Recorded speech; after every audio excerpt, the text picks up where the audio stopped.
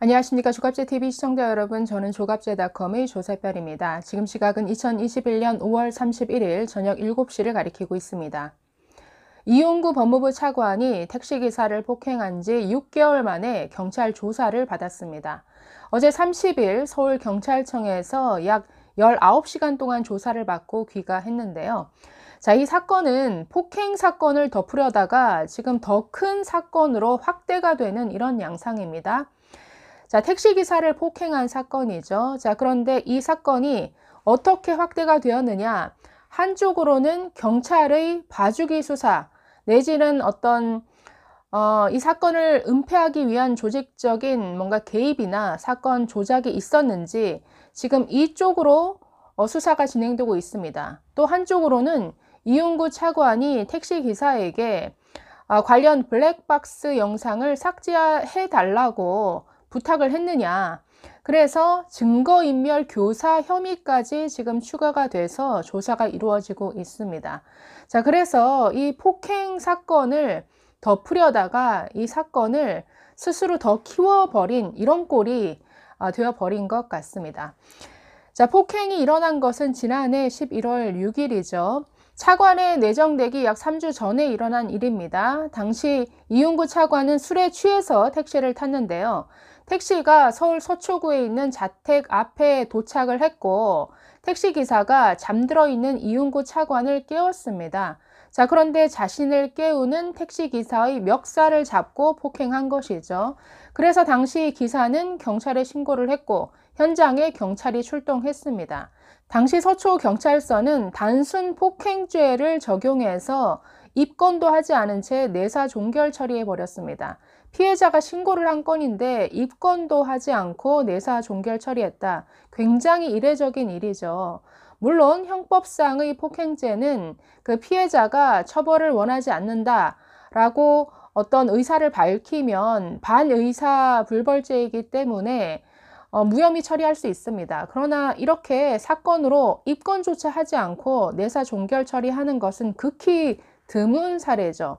뿐만 아니라 이 사건은 엄격히 따지면 특가법을 적용해야 되는 이런 사건입니다.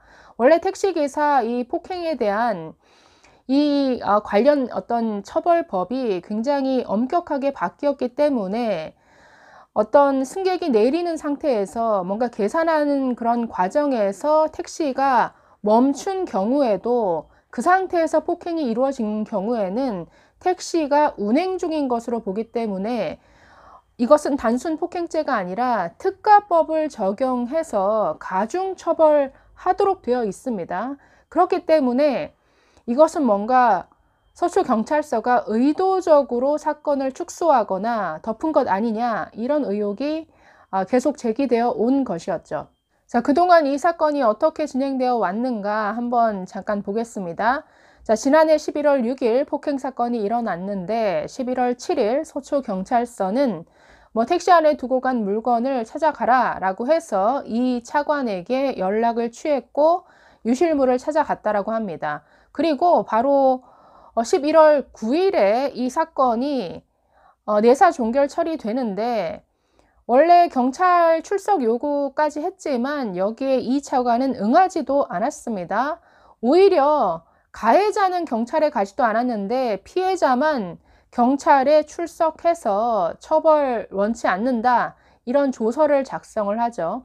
당시 택시 기사는 경찰이 불러주는 대로 그 내용을 썼다라고 이렇게 진술을 했습니다. 자, 그 이후에 이 사건 내사 종결 처리된 상태에서 12월 2일 법무부 차관에 내정이 됐습니다. 그래서 그 이후에 이 사건이 불거졌는데 자, 올해 들어서 1월 24일 날 서울경찰청은 합동 진상조사단을 꾸리고 이 부실 수사 의혹에 대해서 조사를 해 왔습니다. 25일에 경찰은 원래는 블랙박스 영상이 없다고 발표했는데 이게 아닌 것으로 드러났죠. 사건 초기에 피해자를 조사할 때 블랙박스 영상을 그 서초경찰서 담당이 영상을 봤지만 그냥 못 본 것으로 하겠다라고 묵살한 것으로 밝혀졌습니다. 자, 이에 대해서 지금 경찰의 부실 수사 의혹에 대해서는 1월 27일 검찰이 서초경찰서를 압수수색을 했고, 그 이후에 지금 검찰이 경찰의 봐주기 수사에 대해서는 조사를 하고 있습니다. 자, 2월 16일 서울경찰청의 진상조사단이 이 사건 당시 담당 수사관에 대해서 직무유기 혐의로 지금 입건을 했고요. 5월 22일에 검찰이 이 차관을 피의자 신분으로 소환 조사를 했습니다. 그 이후에 5월 28일 이용구 법무부 차관은 이 사건 때문에 뭔가 송구스럽다라고 하면서 사의 표명을 한 상태이고, 어제 30일 경찰 조사를 받았습니다. 자, 최근 밝혀진 것은 이 사건이 발생했을 때 당시 서초경찰서가 이용구 차관이 뭔가 여권의 유력 인사라는 것을 몰랐다라고 주장해 왔지만 이게 아닌 것으로 드러났다라는 것이죠. 자, 당시 이용구 차관은 이 정부의 초대 공수처장 뭔가 유력한 후보 중에 한 명으로 거론되고 있었습니다. 당시 매일경제 신문 기사에는 이용구 차관 이름과 사진까지 등장하는 이 기사가 올라왔는데요. 이 서초경찰서는 이 이용구 차관이 공수처장 후보로 거론되고 있다는 사실을 인터넷 검색을 통해서 알았던 것으로 최근 밝혀졌습니다. 자, 그래서 그 이후에 지금 의혹이 제기된 것은, 그러면 서초경찰서만 알았느냐? 혹시라도 서울경찰청, 나아가서 경찰청 지도부와 뭔가 보고를 하고 이 얘기에 대해서 서로 어떤 의견을 나누고 나서 이 사건을 은폐한 것 아니냐? 지금 이 정도까지 지금 확대가 되고 있습니다. 자, 이에 대해서 오늘 국가수사본부장은 서울경찰청이나 경찰청이 이 사건에 대해서 따로 보고받은 사실은 없다라고 해명했습니다. 그런데 뭐라고 여지를 남겼냐면, 공식적인 보고는 없었지만 서초경찰서의 한 직원과 서울경찰청 그 생활안전계 직원이 사적으로 통화를 하는 과정에서 이 이용구 차관에 대해서 언급한 사실은 있다라고 밝혔습니다. 그래서 글쎄요, 어떤 사건을 덮기로 작정했다면 그런 것을 뭔가 공식 보고문서로 남겨놨을까요? 그러니 봐주기 어떤 수사에 대해서 경찰청 지도부가 몰랐느냐, 개입한 사실이 없느냐, 이에 대한 의혹은 아직 해소되지 않고 더 커지는 것 같습니다. 자, 폭행죄에 지금 한 가지 더 추가된 것은 이용구 차관의 증거인멸 교사 혐의입니다.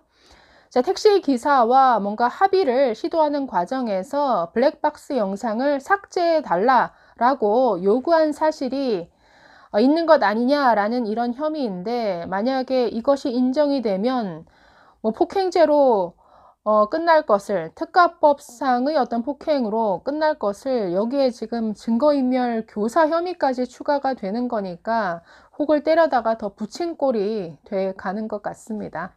자, 이 사건은 어찌 보면 굉장히 단순한 사건인데 도덕적으로 비난받을 여지가 굉장히 큰 사건이죠. 서민을 폭행해 놓고도 이것을 덮으려다가 지금 경찰까지 끌어들이게 된 이런 사건으로 커져버렸습니다. 그래 놓고서는 6개월 동안 지금 법무부 차관 자리를 그대로 유지해 왔죠. 그렇기 때문에 이 문재인 정부의 어떤 도덕성, 뭔가 후한무치를 나타내는 이런 사건이 될 수 있습니다. 자, 또 한편으로는 이 경찰이 이 사건을 어떻게 처리하느냐가 굉장히 주목이 되는 사건이죠. 자, 경찰의 권한이 얼마나 비대해졌습니까? 검찰이 가지고 있던 여러 기능이 대폭 경찰로 옮겨졌고, 이뿐 아니라 기존의 국정원이 가지고 있는 대공수사까지 폐지해서 지금 경찰에 거의 넘어가는 이런 시점인데, 자, 이런 막강한 권한을 가지게 된 경찰이 이 사건을 어떻게 처리하는지가 관건이겠죠. 그냥 서초경찰서 몇 명을 징계하는 것으로 끝낼 것인가, 아니면 뭔가 이 수사를 무마하는데 윗선 개입 여부까지 철저히 밝힐 수 있을 것인가. 자, 여기에 귀추가 주목되고 있습니다. 네, 앞으로 지켜봐야겠죠. 감사합니다.